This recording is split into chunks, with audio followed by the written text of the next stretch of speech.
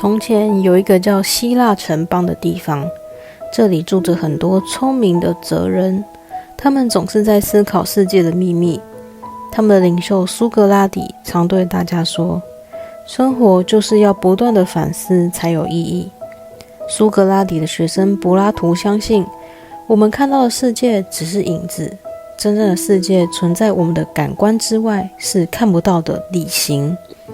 这种想法让人们开始思考，看见的东西是否就是一切。后来另外一个伟大的哲人亚里士多德出现了，他认为我们不只要用脑袋想，还要用眼睛去看，用手去摸，通过观察和经验才能真正了解世界的真相。这些古希腊哲学家的思想就成为了后来整个世界智慧的根基。随着时代的推移，这些思想造就了后来的理性之国、经验之地和信仰之域这三个国家。在理性之国，国王是一个名叫笛卡尔的哲人，他常对人民说，要用头脑思考才是真正的智慧。笛卡尔教导大家我思故我在，意思是只要人们会思考，就能找到答案。这个国家的人每天都在思考和分析。笛卡尔和他的人民相信，理性就可以解释一切。而在经验之地，他们的国王是一个叫做休谟的哲人。休谟觉得光靠思考不够，必须亲眼看到、亲手触摸过的东西才是真实的。他告诉人民，我们要从经验中学习，用实验来理解这个世界。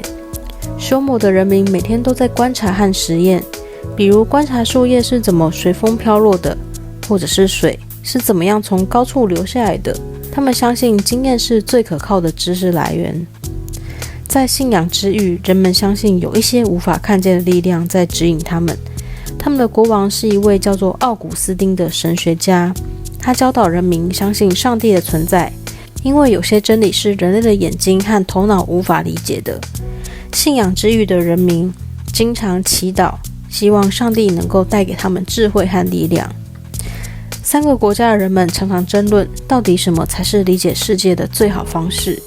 理性之国的人认为，只要思考就能知道一切；经验之地的人认为，需要用经验去验证；信仰之域的人则相信有些东西超越了人类的理解。这时候，一个智慧老人康德来到了这三个国家，他来自批判山脉，带着一种新的智慧。他对三个国王说，其实你们每个人都说对了一部分，但要真正了解世界，还需要把理性、经验和信仰结合在一起。康德拿出了一副神奇的红色眼镜，对三国的人民说，我们每个人看世界的方式就是戴着这副眼镜，因为有了这副眼镜，我们看不到真正的世界，只能看到经过自己理解过的样子。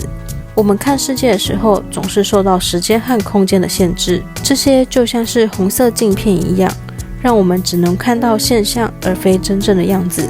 这就是所谓的物自体。所以理性和经验都不能让我们完全了解事物的本质，而信仰则补充了我们看不到的这部分。经验之地的年轻人艾伦听了这番话，感到很困惑。他就问说，如果我们无法知道真相，那追求真理是否还有意义呢？